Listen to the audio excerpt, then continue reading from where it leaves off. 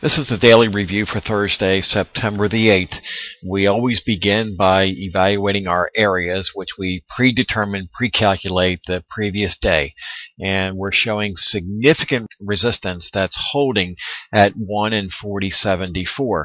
Prices are bouncing up to it, but the momentum indicator that I like to use, the MACD indicators, is making progression to the downside.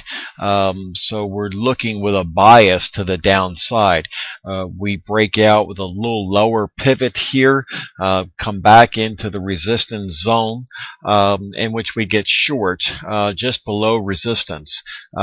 Captured 20 points to the bottom of the range, came back into, that is the retracement area, and these bands, these lines basically represent a 50 to 61.8% retracement of each pivot move.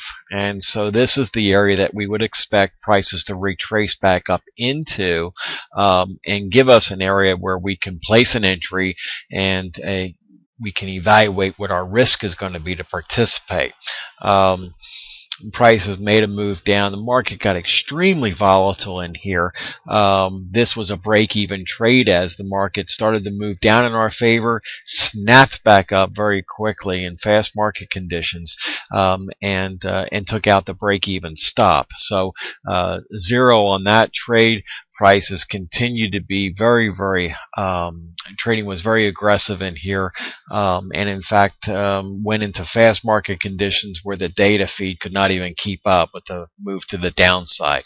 When we see this kind of activity, a step aside, the risk is just exceedingly high, but our levels stayed in place, and so we continue to watch the market, and we recognize, and we have our resistance levels here at 40 and 74. We have our support here. Continue to look for an entry in here, something that we can justify taking the risk.